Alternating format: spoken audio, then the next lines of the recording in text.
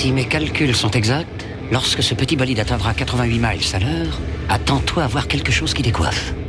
À l'heure du goûter, on écoute le Magal West sur Westrack Radio. Interview, rubrique, micro-trottoir et musique sur Westrack. Non de Zeus!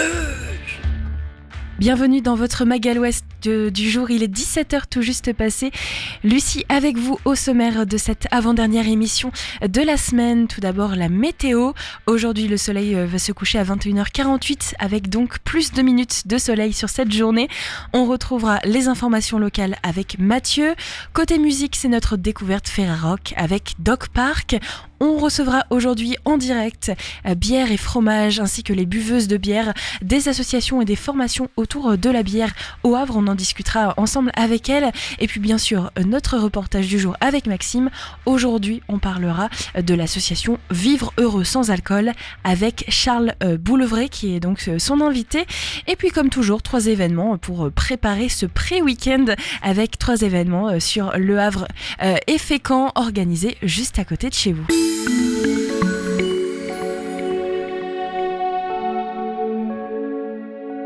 Cet après-midi au Havre se poursuit avec un ciel assez voilé, un risque de pluie pour la fin d'après-midi. Actuellement il fait 15 degrés, ressenti 14, le vent devrait atteindre en moyenne les 10 km/h tourné vers l'ouest-sud-ouest. En soirée, attendez-vous à de la pluie ce soir, température 15 degrés, le vent devrait atteindre en moyenne les 14 km/h tourné vers le nord-nord-ouest. Demain, nous serons vendredi, le soleil se lèvera à 6h04 et se couchera à 21h49, on gagnera 3 minutes de soleil. Demain matin au Havre, il y aura un beau soleil, température au Havre 11 degrés, ressenti 9, la force du vent va osciller aux alentours des 10 km/h direction nord. Demain, l'humidité relative de l'air sera de 85%. Demain après-midi au Havre, il va pleuvoir, température à nouveau 14 degrés, le vent devrait atteindre en moyenne les 12 km/h direction nord-nord-ouest. Et enfin demain en soirée, au Havre, à Montivilliers et à Gonfreville-Lorcher, le ciel sera dégagé et sans nuages, température 14 degrés, le ressenti sur le thermomètre sera de 13 et le vent devrait atteindre en moyenne les 15 km/h direction nord. On retrouve tout de suite Mathieu pour les informations locales. La 6e édition du Troc aux plantes, c'est ce week-end à Montivilliers.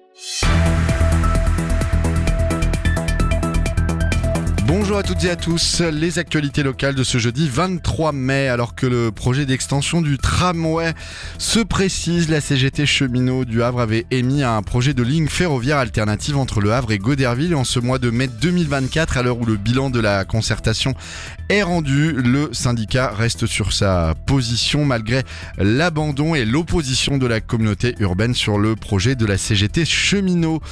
Entre 20 et 25 postes vont être supprimés avec l'arrêt de la LER, la Lézarde Express régionale. Et si la communauté urbaine a bien étudié leurs propositions, elle n'y est pas favorable, mettant en avant plusieurs contraintes inhérentes à la réalisation du projet. Des contraintes qui occasionneraient un investissement de plus de 225 millions d'euros. Outre le coût de cet investissement, les charges d'exploitation seraient de 15 millions d'euros par an pour un potentiel de 2000 voyageurs par jour.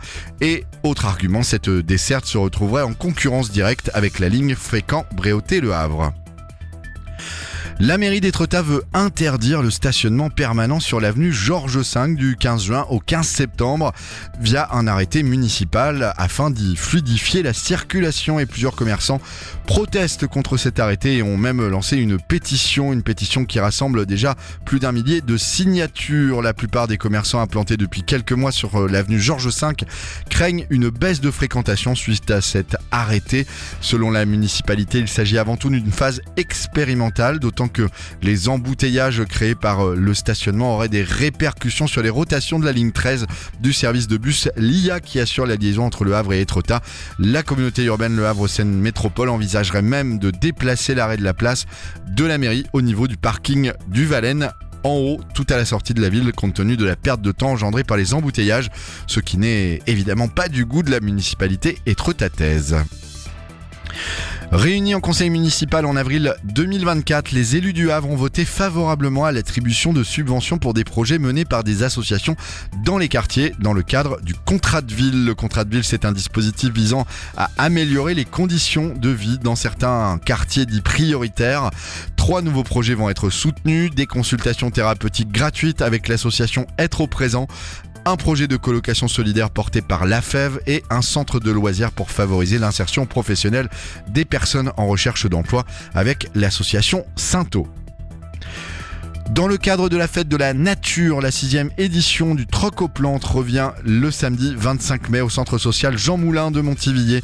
Le Troc aux plantes est l'occasion d'échanger des plants, graines, bulbes, semis ou boutures pendant toute la journée. Les jardiniers amateurs vont se retrouver afin de partager leurs expériences et leurs connaissances, de dénicher des plantes rares ou inconnues et de redécouvrir des plantes oubliées. Le Troc aux plantes aura lieu dans le cadre de la fête de la nature les 24, 25 et 26 mai à Montivilliers, un événement tourné vers la préservation de l'environnement à travers des ateliers et des animations.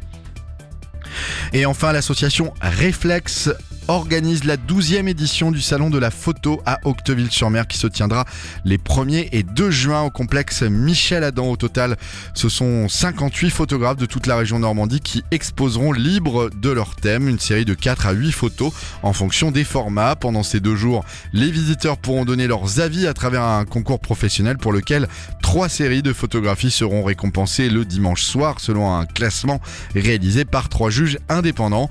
Pour cette 12e édition, l'association Réflexe a fait appel à Jean-Claude Bertin comme invité d'honneur.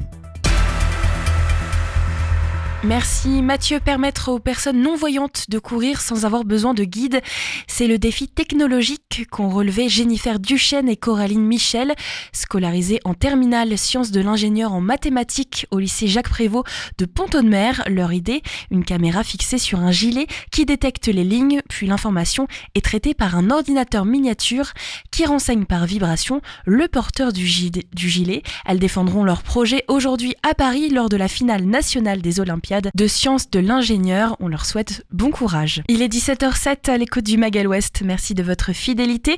Tout de suite, c'est notre agenda culturel. Des idées sorties pour cette semaine ou ce week-end pour te culturer sur Westrack Radio. Au Havre, un spectacle de danse vous attend ce soir avec Bacchante, prélude pour une purge, dieu de l'ivresse et de la démesure, mais aussi dieu de la danse et du théâtre. Dionysos règne en maître infernal dans les Bacchantes, tragédie d'Euripide. Transporter librement, la pièce donne ici matière à un spectacle quelque part entre comédie musicale et opéra contemporain. Ça se passe donc ce soir, mais aussi demain à 20h au Volcan, tarif 5 à 25 €. Vous réservez au 02 35 19 10 20 ou sur le site du Volcan. La Seine, un nouveau regard plongé dans les méandres de la Seine, explorer la biodiversité du fleuve, de sa source à son embouchure, découvrez des hommes et des femmes qui œuvrent chaque jour à sa sauvegarde. Elle est suivie avec une rencontre de Julien Guérard, réalisateur, et Thomas Le Carpentier, chargé de mission à la réserve naturelle de l'Estuaire. C'est donc une conférence ce soir à 19h à la maison de l'étudiant, 50 rue Jean-Jacques Rousseau. C'est gratuit dans la limite bien sûr des places disponibles. Réservez dès maintenant sur le site du Muséum d'Histoire Naturelle ou directement par mail à museum@lehavre.fr. Et enfin, dernier événement à Fécamp, visite au crépuscule des jardins du Grand d'Aubeuf. Prenez votre lampe torche et partez à la découverte de la nature vivant la nuit dans les jardins du domaine du Grand d'Aubeuf qui se trouve donc à proximité de Fécamp. C'est un événement à partir de 20h30. Pensez donc à prendre votre lampe torche. Renseignements par mail à rdv@fécamtourisme.com. Votre Mag à l'Ouest se poursuit en musique tout de suite avec notre découverte Ferrarock du jour, un album qui vient de sortir et c'est l'artiste Doc Park. Westrack et la Fédération des radios associatives Musiques Actuelles, la Ferrarock, vous partagent la découverte musicale du jour.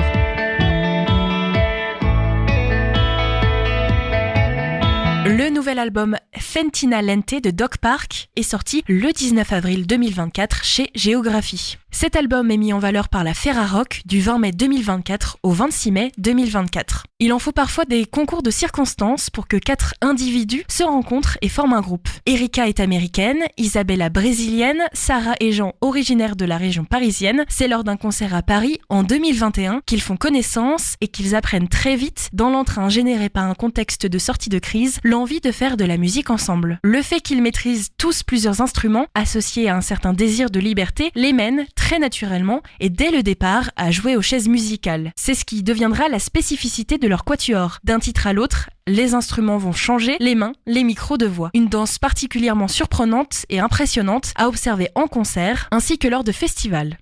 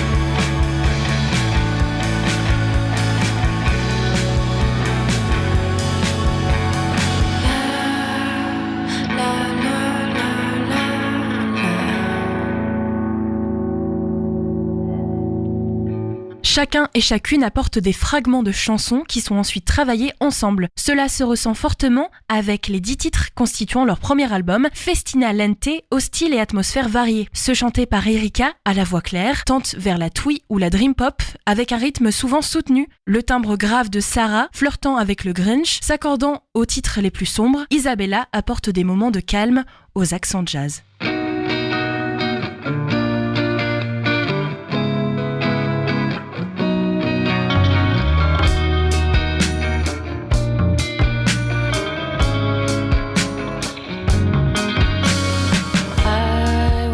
So long to have my head in clouds. Not quite sure it's done, but man, oh, I'm gonna try.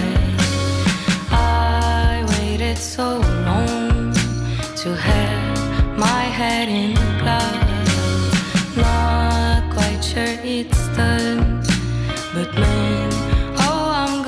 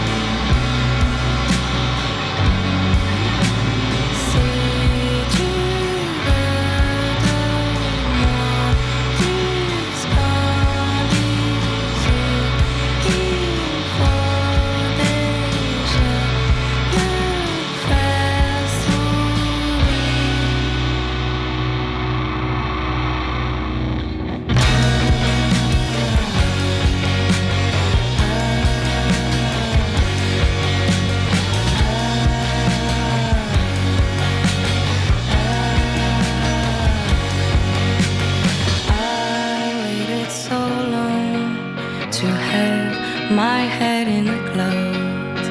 Not quite sure it's done, but man, oh, I'm gonna try.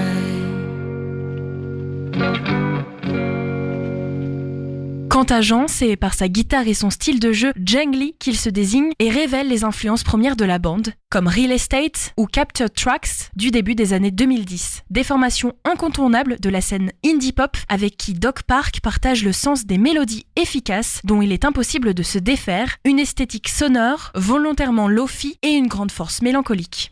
Doc Park et ce nouvel album, Festina Lente, est disponible sur toutes les plateformes de streaming. Rendez-vous sur le site de la ferrarock.org pour retrouver toutes les informations. Le Mag à l'Ouest, info, divertissement et bonne humeur sur Westrack. C'était votre découverte musicale en partenariat avec la Ferrarock, Fédération des radios associatives et musicales en France. Doc Park donc et leur nouvel album Festina Lente. Vous avez découvert 2 titres inédits, La La La et Head in the Clouds. N'hésitez pas à aller vous rendre sur les plateformes de streaming pour découvrir Doc Park ou directement sur la plateforme et le site de la ferrarock.org pour avoir toutes les informations et découvrir aussi le 2e album et le 2e artiste mis en valeur cette semaine par la Ferrarock. On en parle demain dans le dernier Mag à l'Ouest de la semaine. Aujourd'hui, nous allons parler un petit peu de fromage et d'associations autour de la bière. C'est donc notre invité du jour, mais avant, Maxime reçoit Charles qui participe donc à l'association Vivre Heureux sans alcool, Gérard Saunier. Un reportage signé Maxime pour Westrack. Aujourd'hui, je vous invite à découvrir l'histoire de Charles Boulevray, mais surtout son association dont il est président, Gérard Saunier, Vivre Heureux sans alcool. Vous l'avez peut-être déjà écouté lors de sa participation à l'épisode du podcast L'astéroïde émotionnel, portant sur les addictions, mais aujourd'hui, il revient pour nous parler d'alcoolisme plus précisément, et de l'aide que peut apporter son association aux personnes concernées. Charles Boulevray, je suis le président donc de l'association Gérard Saunier, Vivre Heureux sans alcool, Gérard Saunier étant le fondateur de cette association. Qui est décédé début 2011. Donc enfin moi personnellement je l'ai jamais connu. Donc voilà, c'est la petite histoire. Et je suis président donc de VHSA pour faire plus court depuis 2014. D'accord. Du coup, j'aimerais bien commencer par parler un peu de l'association et puis après un peu plus de votre expérience personnelle, même si vous en avez déjà parlé dans le podcast, mais pour les personnes qui n'auraient pas écouté, ouais, ça vous convient. Le but ou la raison d'être, ou les deux à la fois de l'association, c'est d'aider des gens malades alcooliques qui ont, et là j'insiste lourdement, le réel désir de s'en sortir. Pour pas que ce soit papa ou maman qui amène le fiston parce qu'ils estiment qu'il boit trop, il faut que ce soit le malade qui vienne de lui-même. Ouais. Donc voilà, on accueille ces gens-là. Après, les aider à s'en sortir, grâce à notre expérience, si j'osais, je dirais malheureuse, parce qu'on est passé par là, donc on sait de quoi on parle, et surtout on parle le même langage. Donc le but, c'est de les mettre ces gens-là à l'aise, leur expliquer qu'on peut s'en sortir. Voilà. Après, c'est un chemin qui est plus ou moins long, suivant le malade, et encore une fois, le désir réel du malade de s'en sortir. Okay. S'il est encore un peu dans le déni, s'il n'est pas prêt réellement, ça, ouais, ça on pourra en parler après, mais il faut que ce soit une envie personnelle, vraiment que ça vienne de la personne. Ouais. Ouais. Et du coup, c'est que des personnes bénévoles en fait. Il y a des personnes qui sont régulières. Oui, le noyau dur de l'association, c'est on va dire 7-8 bénévoles, c'est toujours à peu près les mêmes qui font tourner la boutique. Bon, il y a un bureau comme dans toutes les associations. Et puis au total, on est 38 ou 39 adhérents aujourd'hui, mais en bénévole vraiment s'occupant réellement de l'association, on va dire une dizaine. J'ai été moi-même malade alcoolique pendant de manière assez costaud, on va dire, pendant 5-6 ans, mais bon, ça traînait depuis quand même des années auparavant. Et puis j'étais arrivé à un moment, à un point où il fallait faire quelque chose. Soit la famille explosait, soit moi-même c'est le foie qui explosait. Enfin bon, on courait clairement à la catastrophe. Et puis je suis tombé complètement par hasard sur la carte de visite de la fameuse association dont je suis le président aujourd'hui. Okay. Donc j'y suis rentré en 2010, début 2010 ou fin 2009. L'association toute seule, dans les premiers mois, ça n'a pas suffi, donc j'ai fait une rechute, si on peut parler de rechute dans ce cas-là, et j'étais me soigner à la clinique des Essarts, à côté pas très loin de Rouen. J'en suis ressorti sobre et depuis je le suis toujours. Donc ça fait 14 ans que j'ai pas bu d'alcool. Et c'est une clinique spécialisée dans les addictions générales, pour les addictions générales, mais c'est quand même principalement le tabac et l'alcool. Okay. Bon, après il y a des drogues plus exotiques, mais c'est. Du coup, vous êtes devenu président parce que Gérard Saunier il est décédé. Alors Gérard Saunier, Gérard Saunier venait de l'association La Croix Bleue, donc un gros truc que tout le monde connaît. Puis un jour, il a décidé de créer sa propre association, donc Vivre Heureux sans alcool, mais il n'en a jamais été le président. Il était président honoraire et c'est une autre personne, Bernard Pelé, qui a pris la présidence de 2004, en gros, jusqu'à 2014. Par rapport au fonctionnement de l'association, du coup, tout simplement, comment on peut y adhérer? Il n'y a pas d'adhésion à proprement parler tout de suite. C'est une personne qui vient frapper à notre porte en criant au secours, on ne va pas lui dire ça fait tant. Voilà, donc on l'accueille. Alors, pour 2 raisons d'ailleurs, on ne dit pas ça fait tant, c'est parce que on ne sait pas s'il va rester. Donc on ne va pas, non pas le juger, mais jauger la personne, savoir si c'est une personne qui vient parce qu'elle a vraiment envie de se soigner. Donc il y a des chances qu'elle reste. Est-ce que c'est quelqu'un à qui on a dit il serait peut-être temps que tu fasses quelque chose et donc il y va à reculons. Voilà. Donc bon, dans un premier temps, donc on accueille les gens et puis le fonctionnement, on discute. Il y a un entretien qui se fait avec moi généralement en tête à tête, en toute transparence de préférence. Bon, on se rend très vite compte si la personne qui a envie de se soigner elle a réellement envie ou pas.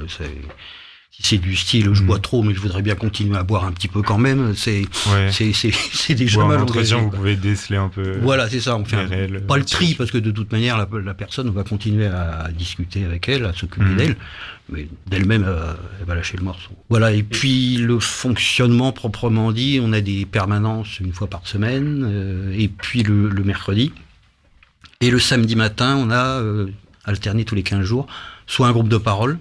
Donc là, ce sont vraiment avec les gens qui sont en train de se soigner.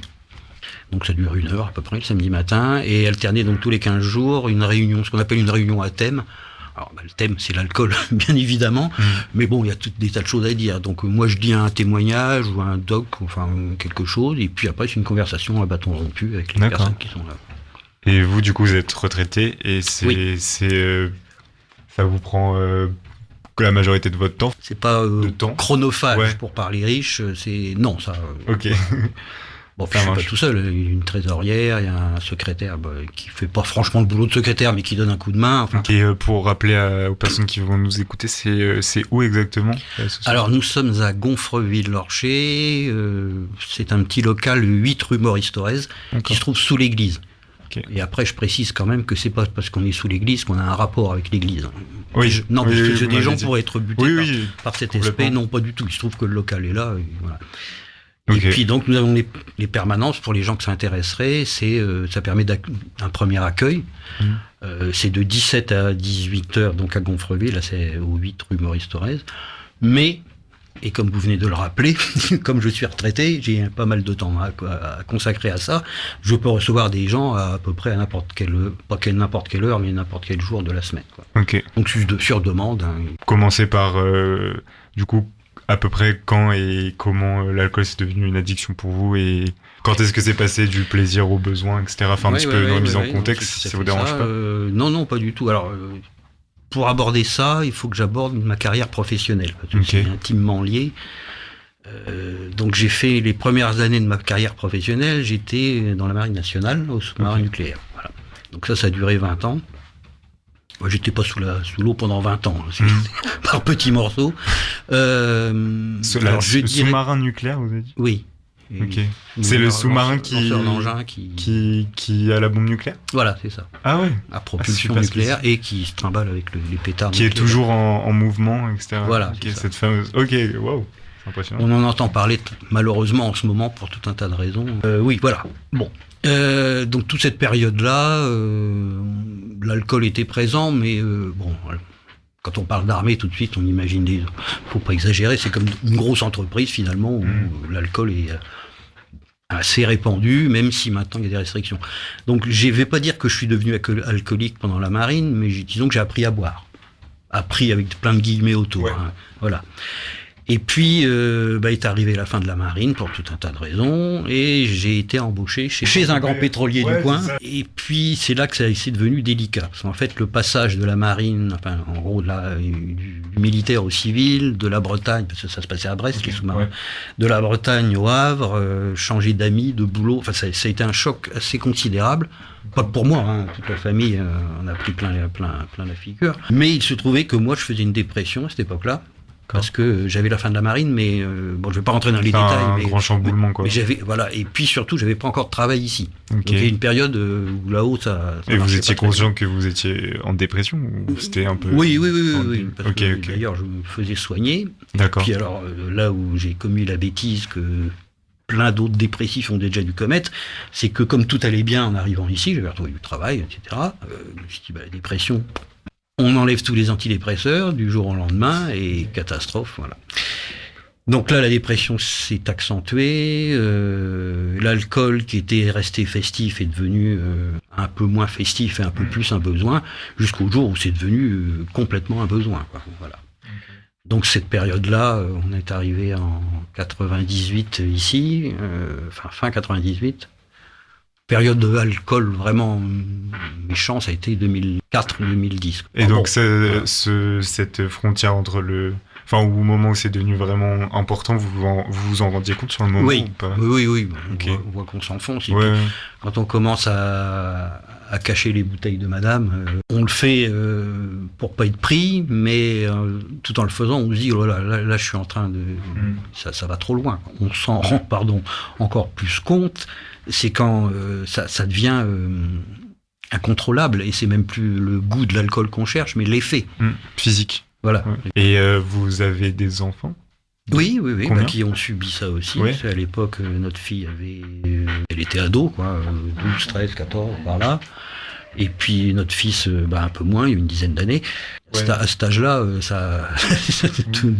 on peut rien leur cacher. Et on était arrivé à un moment où on cachait rien du tout. Mais bon, il y a eu un moment, notamment sur les dernières années, où il y a la famille, il y avait deux groupes. Il y avait moi, qui somnolait sur mon canapé, et puis les enfants et maman. Voilà, c'est comme ça se passait. Du dialogue, n'en parlons plus. Et c'est ça aussi, cette période, et à la fin de cette période-là, notamment, que le déclic, il a commencé à se mettre en place chez moi. Il y a eu ça, il y a eu d'autres événements, mais... Et du coup, vous direz pour quelqu'un d'alcoolique qui a une addiction générale, il y a forcément besoin d'avoir un déclic, une phase de... Il y a un moment... Oui, il y a un moment. Il y a une grande part un laps de temps de la maladie où on est dans le déni le plus complet. Tout en sachant quand même, on dit non, mais au fond de soi-même, on sait très bien qu'on est dedans. Et puis au bout du déni, le déclic, c'est un peu difficile à expliquer. Alors, vous, c'était pas un événement précis, j'ai pu comprendre. Non, là c'est plutôt parce que je me rendais compte par moments que tout allait partir en lambeaux. Et puis même professionnellement, les gens sont bien gentils au travail, même quand c'est une grosse boîte, il y a des limites. Et en plus, à cette époque-là, j'étais sur quart. Donc une petite équipe, donc tout le monde savait bien, comme on mange ensemble, donc on boit ensemble. Passé à la journée en 2010, à peu près au moment où j'ai arrêté. Et puis tout ça s'est enchaîné dans le bon sens. Du coup, il y a des moments où vous avez fait face à des envies, pas de reboire. Des envies, il y en a tout le temps. Des envies, il y en a tout le temps. Tout le temps. Mais comment on fait face à ça ? Comment vous... Alors, moi, quand je dis qu'aujourd'hui, quand j'ai des envies, ce serait plutôt des envies de boire un bon verre de rouge avec du fromage. Ouais. Mais c'est pas l'effet. C'est pas une envie physique, c'est juste un petit plaisir. C'est le goût. Le goût. L'accord, si c'était de l'orangina avec le fromage, ce serait l'orangina. Ouais. Mais bon, mais c'est pas l'alcool qui est recherché. C'est une envie qui est totalement différente de l'envie du malade alcoolique. Il faut absolument son verre d'alcool. Ok. Donc c'est facilement, vous pouvez facilement pallier avec autre chose. Oui, malheureusement, je parle du fromage, mais si c'est les fruits de mer, ça sera pas du vin blanc, mais à San Pellegrino. Ou les repas de famille, genre de choses. Oui, non, mais ça c'est pas trop. Voir d'autres personnes boire quand c'est en petite quantité, ça me gêne pas. En revanche, si c'est un repas de baptême ou un truc comme ça, où au bout d'une heure tout le monde est à moitié roulé sous la table, j'exagère mais à peine. Alors ça, pour moi, ça c'est insupportable par contre. D'autant plus insupportable qu'on n'est pas du tout dans le truc. En fait, quand on boit, on est en dehors du groupe, mais quand on boit pas, c'est pareil. Donc on n'est pas dans le... Je veux pas dire par là qu'il faut absolument picoler pour faire la fête, mais quand tout le monde est un petit peu euphorique, c'est plus sympa que quand tout le monde se regarde en chien de faïence. Ce qui n'existe pas. Si on fait des repas complètement sans alcool, ce qu'on fait au sein de l'association, on rigole énormément. Mais pourquoi ? Parce que tout le monde est à zéro. Comment on pourrait briser la sorte de tabou qu'il y a sur l'addiction ? Souvent On n'ose pas dire les choses. Surtout l'alcool. Bon, Ouais. Les mentalités évoluent un peu, vraiment un peu et lentement. Mais le tabou de l'alcool, il sera moi, je le verrai toujours. Je ne veux pas dire que je suis un vieillard, mais je suis à peu près persuadé que dans 50 ans, même si je suis plus là, on parlera encore de l'alcool avec un regard. Oui, là, il s'en sort pas parce qu'il veut pas, il fait pas d'efforts, il se laisse aller. Le clodo qui a plus que son litre de rouge dans la rue, je suis désolé, quelque part je me dis, il a plus que ça à se raccrocher, quoi. Ouais. Alors il y a le tabou proprement dit, et puis il y a tout un tas de choses qui sont faites aussi pour que les gens consomment. On a beau faire des affiches, de la publicité en marquant l'abus d'alcool est dangereux pour la santé. C'est le seul. C'est bien gentil, mais c'est pas ça la prévention. Ça va pas être comme le cannabis ou quoi, où c'est, même si c'est facilement accessible, c'est illégal, quoi. Alors que l'alcool, Oui, voilà. c'est une Justement, drogue qui on est pourrait en parler. légale. C'est une drogue légale, absolument, absolument. Et en plus, il y a, financièrement derrière, il y a un tel lobby là-dessus, que ce soit les vins ou les alcools, enfin tout ce qu'on veut. J'ai l'impression qu'en fait, avec le cannabis, on peut rester, même si la personne est ailleurs, elle va être quand même un peu lucide, mais quand on est vraiment... Ah oui, par rapport aux effets... Ouais, c'est ça, il n'y a pas... J'ai l'impression qu'on peut plus facilement vivre à proprement parler dans la société en fumant du cannabis quotidiennement qu'en buvant quotidiennement, enfin, de façon parce que excessive. c'est qu'une question de dosage, mais en revanche, si on compare ce qui se passe des accidents de l'automobile, enfin automobile ou pas automobile d'ailleurs, les accidents de la route en général, quand il y a un produit mis en cause, que ce soit cannabis ou alcool, d'abord c'est pas mesurable, pas dans l'immédiat tel que l'éthylotest, toujours est-il que les résultats au niveau d'un accident de la route sont les mêmes. Même si on a l'impression, peut-être le fumeur ou le buveur, d'être encore bien, d'avoir tous ces réflexes, ils sont plus là. C'est une évidence. Et vous pensez que ça devrait être zéro verre pour conduire ? Pour moi, oui. Ah, clairement, c'est zéro verre. Quel serait votre conseil du coup à quelqu'un d'alcoolique qui a la volonté de traiter son addiction, comme on l'a dit ? Enfin, par où commencer du coup ? Alors déjà, faut pas parler de volonté, mais de motivation. C'est quoi la différence ? Alors la motivation, ça peut être la carotte pour avancer, pour faire quelque chose. Être motivé, la volonté, c'est se forcer à faire quelque chose. Mais ça a une connotation négative du coup pour vous ? Non, mais pour en sortir, il faut un joyeux mélange des deux. Okay. Mais il faut être motivé, c'est-à-dire, il faut se dire, est-ce que je veux vraiment m'en sortir ? Oui, je veux vraiment m'en sortir. Ça, c'est de la motivation. Après, il faut avoir la volonté de ne pas prendre le verre qu'on va te proposer. Alors déjà, être sûr de se dire, oui, je suis alcoolique, ok, c'est bien. Ça, on s'en rend compte si on a un éclair de lucidité de temps en temps. Oui, je suis malade alcoolique. Oui, je suis tombé trop bas. Oui, il faudrait que j'arrête. Alors, est-ce que c'est il faudrait que je m'arrête ou je vais arrêter ? Et voilà, c'est le genre de questions qu'il faut se poser. J'en reviens à ce qu'on disait vaguement au début, c'est qu'il faut que la personne qui dit je vais arrêter, faut soit réellement motivée, c'est le cas de le dire, avec un désir vraiment profond d'arrêter ça, quoi. Tout en sachant que c'est pas en claquant des doigts que ça va se faire. Du coup, par rapport aux aides extérieures, donc il y a des associations comme la vôtre ou des établissements. Alors, nous, on n'essaye pas de prendre la place de qui que ce soit dans le parcours de soins pour quelqu'un qui le fait sérieusement. Il y a le psy, il y a l'addictologue si on en connaît un alcoologue c'est encore mieux, mais enfin peut-être pas exagérer, ça dépend où on en est. Un médecin traitant. Tout à fait, parce que le médecin traitant, a priori, il vous connaît, donc peut-être un peu plus facile d'aborder le sujet, d'autant que lui, il est pas fou, le médecin traitant, il s'en est bien rendu compte qu'il y a un souci. Il peut y avoir des établissements du style, moi je parlais des Essarts tout à l'heure, mais on a le Fébure au Havre, enfin voilà, des établissements comme ça, il y en a quand même pas mal. Les associations, telles que la mienne, voilà, c'est un ensemble d'outils finalement. Il faut y aller que ça pas aussi. Voilà, c'est en se rapprochant d'organismes comme ça. C'est ça, allier sa motivation et les aides proposées, quoi. Et puis l'association, savoir que, c'est ce que je disais aussi en début, c'est que on n'est pas là pour juger les gens. Je disais jauger tout à l'heure, mais on n'est pas là pour dire oh là là. Enfin, voilà, c'est pas ça du tout le sujet. C'est de les accueillir, quelle que soit leur consommation, avec nos mots qui seront les mêmes que les leurs. Ils vont se reconnaître quelque part dans nos histoires, dans nos témoignages, si on leur en parle. Puis les mettre en confiance, quoi, parce que pousser la porte, très honnêtement, c'est pas ce qui se fait de plus facile, qui est le plus facile quand même. L'association là va fêter ses 20 ans cette année, et que globalement le résultat est plutôt pas trop mal. Il y a eu des hauts et des bas, notamment pendant la période du Covid, parce que voilà, mais sinon ça. Mais elle est toujours là, elle est toujours active. Et ça fonctionne à peu près. Super. Bon, on vous souhaite le meilleur. Merci. Merci de tout cœur à Charles de nous avoir partagé son histoire et pour nous avoir parlé de son association Gérard Saunier Vivre Heureux sans alcool. Vous pouvez contacter l'association au numéro suivant 06 27 58 78 01 et consulter leur page Facebook ou vous rendre directement aux locaux 8 rue Maurice Thorez à Gonfreville-Lorcher. Et l'interview sera comme d'habitude disponible sur notre site Westrack Radio ainsi que toutes les coordonnées. Dans un instant, j'accueille mes invités à Les Buveuses de bière au Havre, une association autour de la bière pour les femmes notamment et qui propose aussi des ateliers avec bière et fromage. Juste avant donc de se régaler, je vous propose un petit titre. On va se régaler musicalement avec City Warm Heart de L.A. Priest. C'est une nouveauté sur Westrack. When your heart is in love in the morning, when your love is on fire in the night, when you're keeping it cool but you can, maybe you're alright. And when you're cool but you have an emotion, and when your love is a feeling you find, when your light is a ghost in the ballroom, baby you're alright.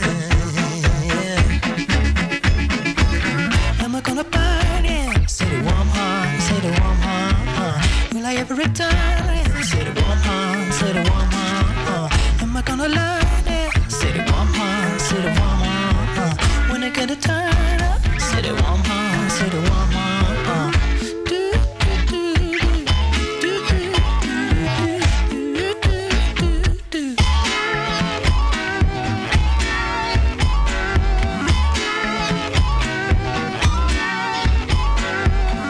When your boat is adrift and you don't know, when you're riding a light and in home, when you're beating about in the bushes, you're not alone, no.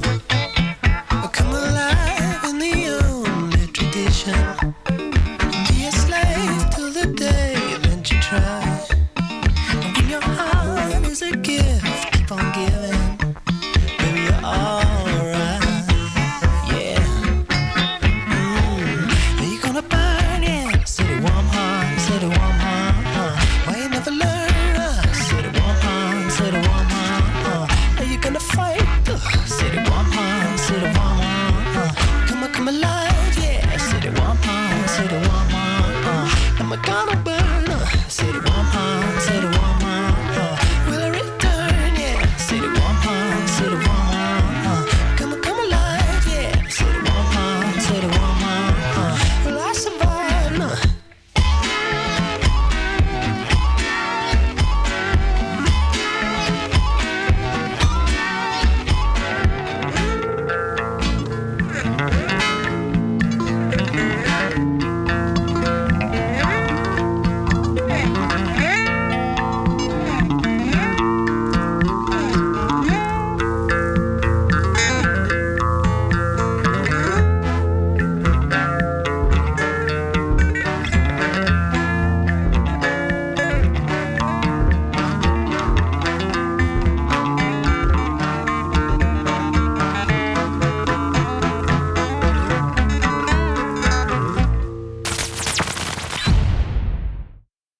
– 17h40 à l'écoute de votre radio locale Westrack Radio.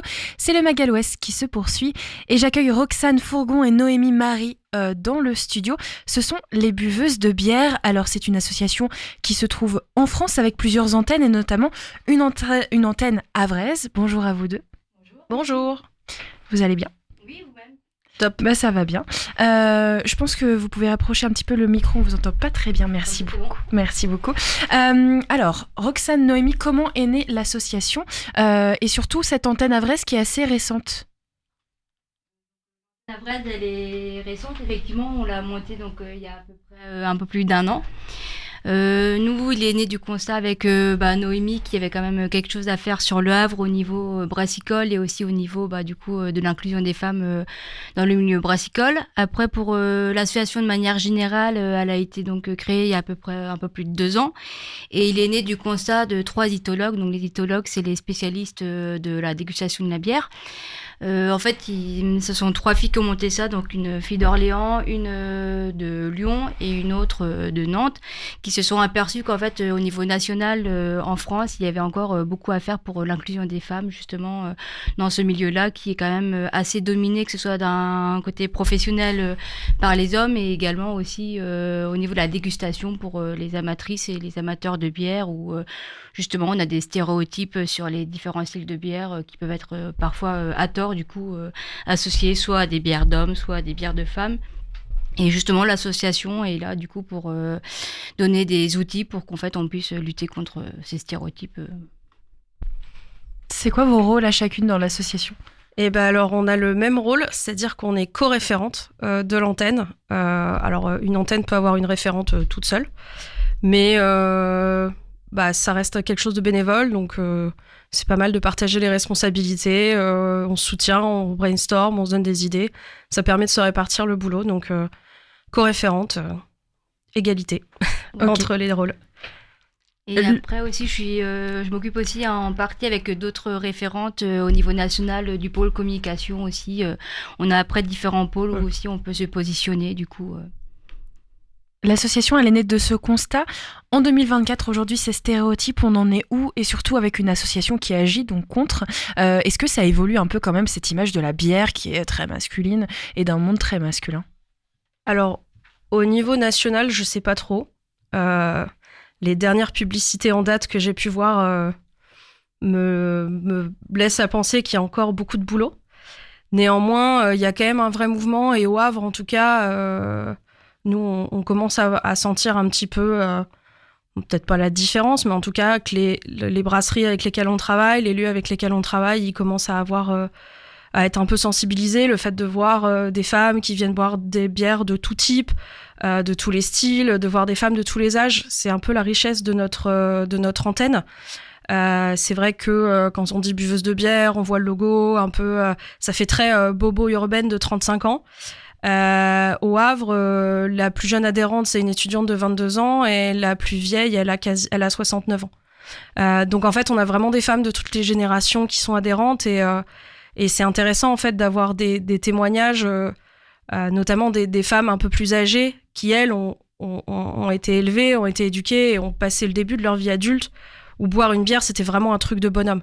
Quand elles allaient dans un café, jamais elles auraient bu une bière. Et c'est intéressant en fait de voir qu'aujourd'hui, grâce à des associations ou juste même, sans jeter des fleurs à l'association, il y a la société en général qui a évolué aussi. Et donc aujourd'hui, une femme qui boit un verre de bière en terrasse, c'est pas une femme de mauvaise vie, quoi. Ce qui pouvait être le cas il y a 40 ou 50 ans, quoi. Je vais pousser encore plus parce que quand on va sur le site des buveuses de bière, parce que comme on l'a expliqué, c'est dans toute la France avec des antennes, donc le site regroupe à peu près toutes les antennes.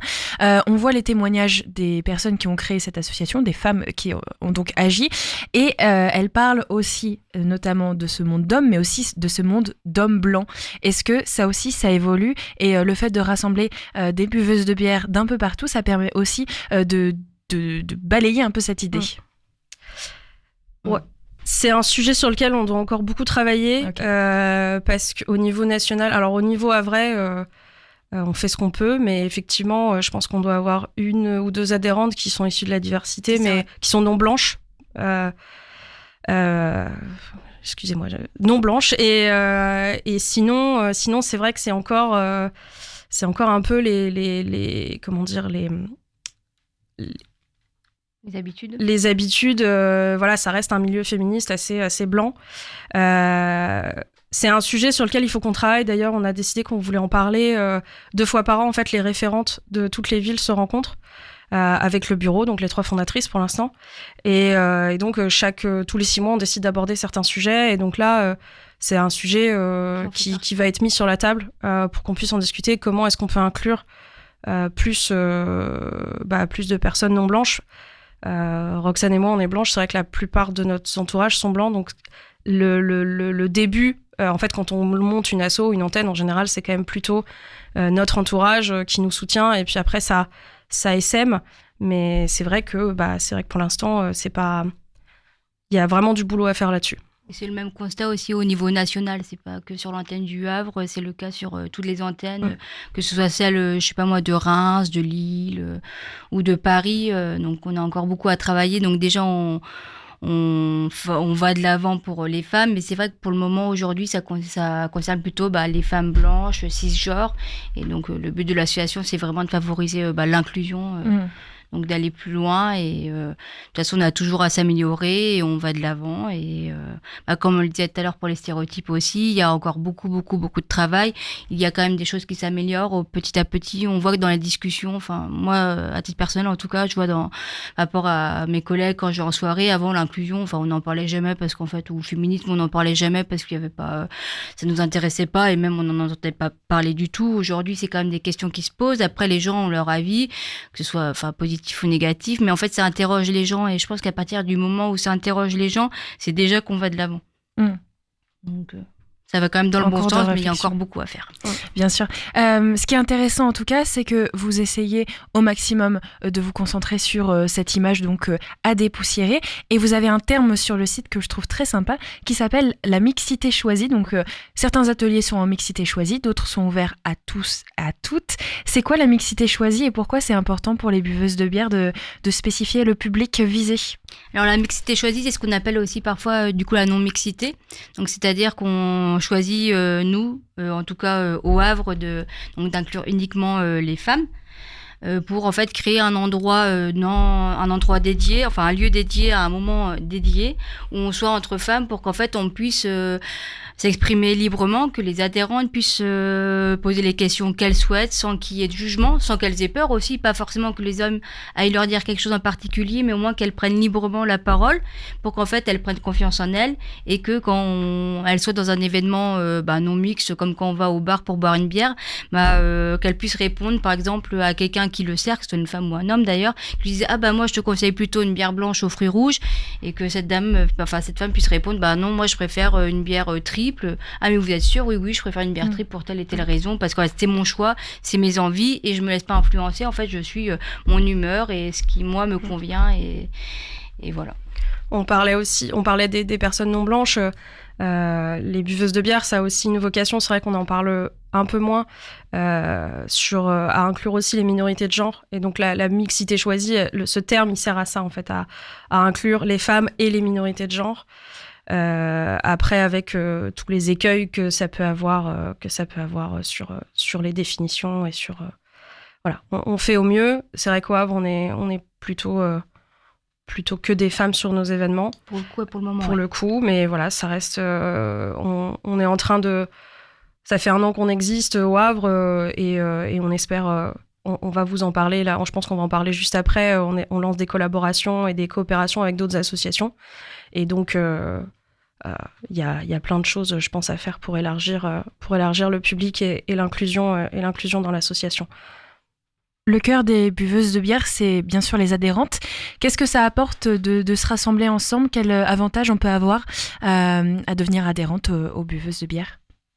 Du coup, il y en a beaucoup. Mais je dirais le premier, c'est déjà passer un bon moment finalement.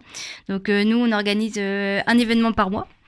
Ça peut être des ateliers donc de zytologie où en fait on a une thématique particulière. Ça peut être récemment on a fait bière et chocolat, ça peut être bière et fromage justement, ou autrement ça peut être aussi des choses très très originales comme il y a pas longtemps on a fait bière et bande dessinée. Le fait qu'on se rassemble comme ça et qu'on ait tous des parcours très différents, puisque comme l'expliquait Noémie, on a des personnes qui vont avoir 22 ans, d'autres personnes qui ont 69 ans. On vient un peu il y a certaines qui sont havraises, d'autres non, qui viennent d'ailleurs. Ça permet aussi de confronter différents points de vue. Et en fait, le fait d'échanger ensemble, on peut apprendre des nouvelles choses. On peut se poser des questions qu'on se serait en fait finalement jamais posées. Et après, l'avantage aussi d'être adhérente, c'est justement d'en savoir plus sur la bière, que ce soit au niveau un peu du brassage, que ce soit surtout au niveau de la dégustation. Puis après, apprendre sur d'autres choses, comme par exemple bière et chocolat, ça a permis à certaines personnes de comprendre les différents types de chocolat qui existent, comment ça peut être fabriqué. En apprendre plus aussi sur l'histoire des brasseries, sur l'histoire des styles de bière. Par exemple, des styles historiques, on va expliquer, ça va avoir tel et tel goût, ça, c'est originaire de tel endroit parce que pour telle et telle raison. Donc ça, c'est la partie, t'es adhérente, tu peux venir aux événements des buveuses de bière du Havre. En revanche, quand on adhère à l'association au niveau national. Donc en fait, l'avantage, c'est qu'il y a un accès aussi à la communauté sur WhatsApp. Donc en fait, on a une communauté WhatsApp qui permet, avec plein de sous-groupes, du coup par antenne.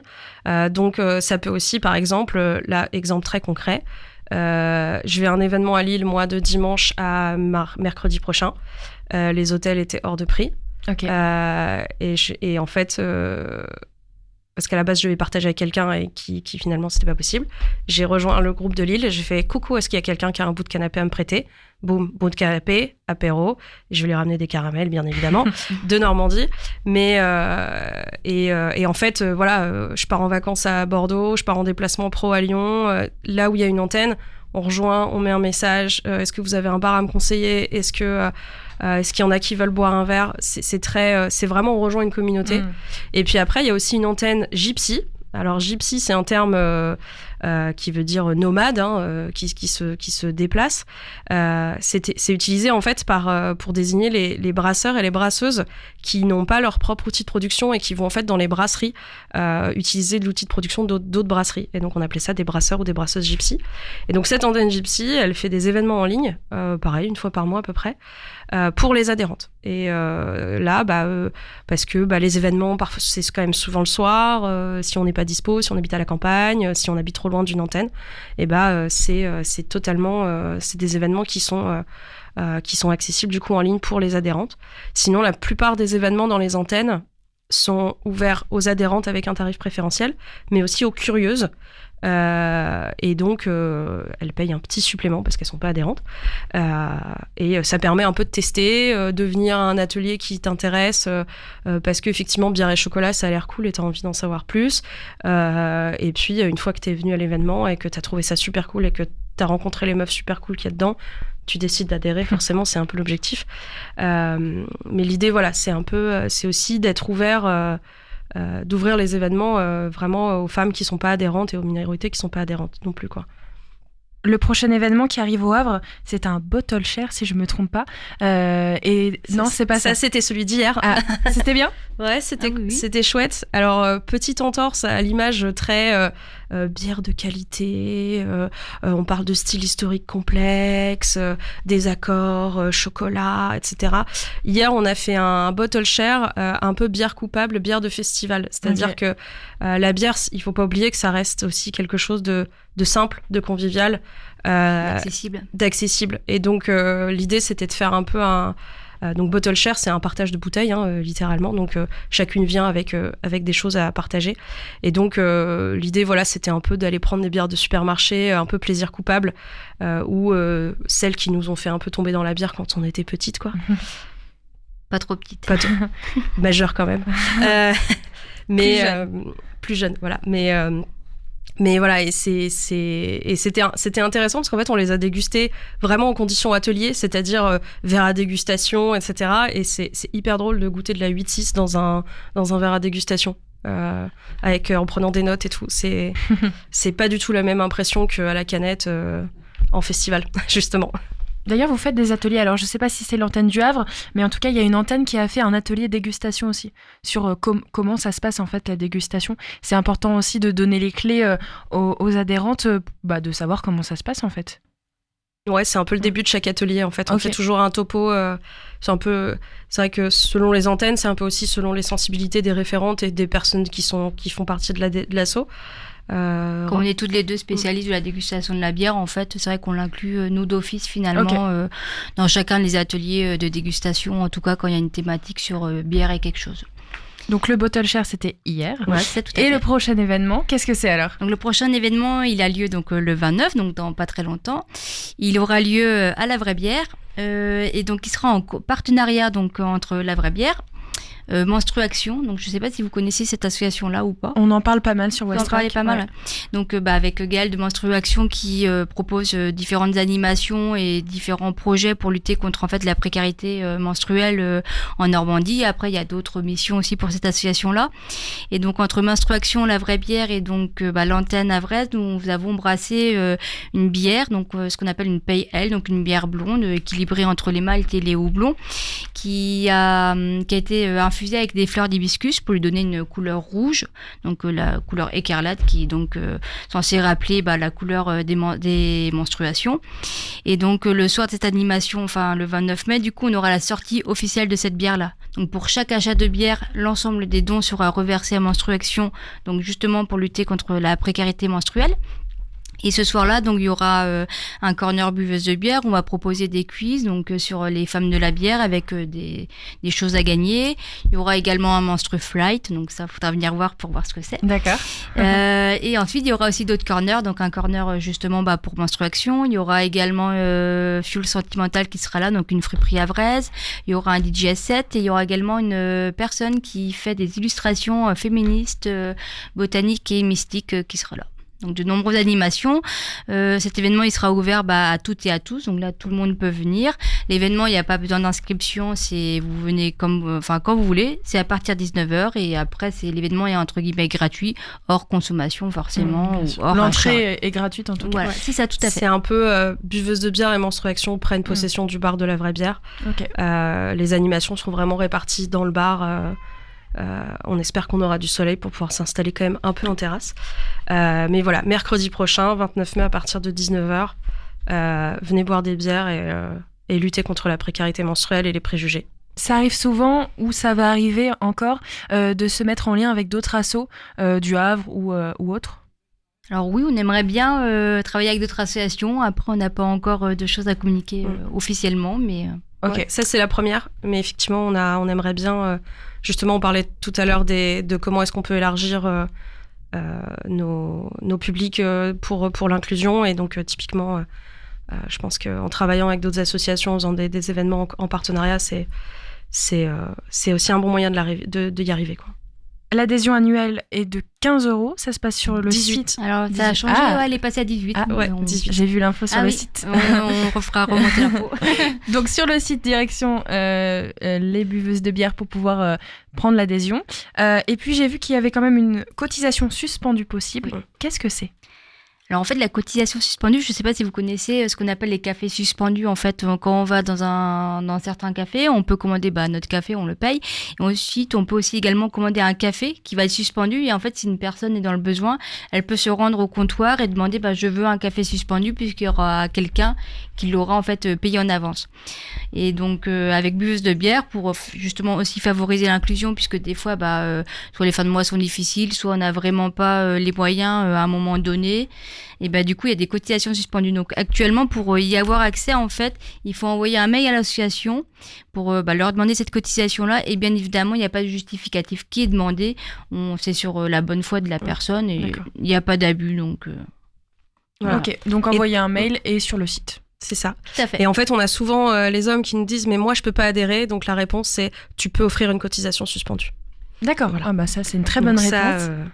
Ça, voilà. Vous pouvez pas devenir membre à part entière. Voilà, on est désolé. Mais parce que c'est pas l'objectif de l'asso. Mais effectivement, vous pouvez être allié en offrant des cotisations suspendues. Ou une seconde option, faire comme mon mari, c'est commander en ligne un t-shirt pour pouvoir l'offrir à, par exemple, justement une buveuse de bière. Oui, parce qu'il y a des t-shirts et un pull, si je me trompe. Ouais, c'est ça. T-shirt, pull, stickers. On a fait stickers. Affiches. L'été dernier, on a fait des bobs en série limitée qui sont partis assez vite. Donc on renouvelle les collections de temps en temps, voilà, selon les stocks et selon un peu le temps aussi de celles qui s'occupent du merch. J'ai cru voir le t-shirt. Je me trompe pas. T-shirt, il est là. Il est dans le studio aujourd'hui. Il est là. Ça, c'est le gris, c'est le modèle number 1 qui ne sera pas réédité, donc il reste que quelques tailles. Et sinon, on a un nouveau t-shirt qui est bleu électrique avec le visuel qui est très grand derrière, qui est très beau aussi. Voilà, rendez-vous sur le site pour aller voir. Exactement. On parlait de chocolat. Je sais que le fromage et la bière, ça se marie bien. Roxane, en plus des buveuses de bière, il y a aussi un atelier bière et fromage au Havre. Qu'est-ce que c'est ? Oui, en fait, du coup, mon métier à la base, depuis 3 ans, j'ai une entreprise qui s'appelle Bière et fromage sur le Havre. Et je propose des animations, des ateliers autour principalement des accords bière et fromage. Après, ça peut être fromage été. Il y a plein d'autres ateliers qui sont prévus aussi. J'évolue sur sur différentes missions dans ce cadre-là. Et donc, pour revenir à l'atelier qui aura lieu, c'est donc le 1er juin, donc c'est dans pas très longtemps. Ça aura lieu au Salon des Petits Chats, donc c'est un bar à chats qui a ouvert récemment aussi, je crois l'année dernière, il me semble, avec Julie et Céline. Et donc, du coup, on organise un atelier le 1er juin de 18h30 à 20h30.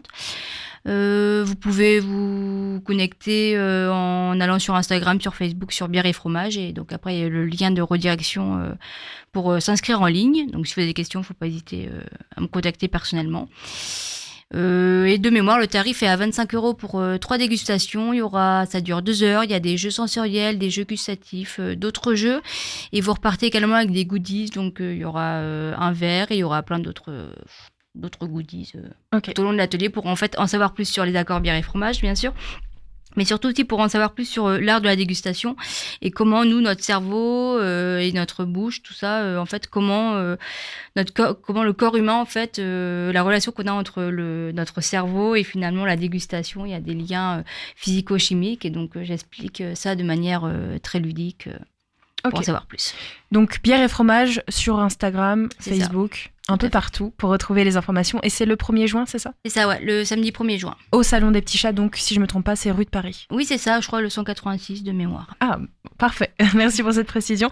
Et donc pour les buveuses de bière, rendez-vous le 29, c'est ça ? Ça, mercredi prochain. Mercredi prochain. Et du coup, sur le site pour les adhésions. Merci à vous deux. Tout à fait. Merci beaucoup. Merci. Allez, nous on se quitte, il est 18h02 sur Westrack Radio. On se quitte bien sûr comme toujours en musique. Je vous donne rendez-vous demain pour un dernier Mag à l'Ouest. Je serai accompagnée par Le Phare. Et on se quitte donc avec Shane Garrett et ce titre Had I Know. Très belle soirée sur Westrack.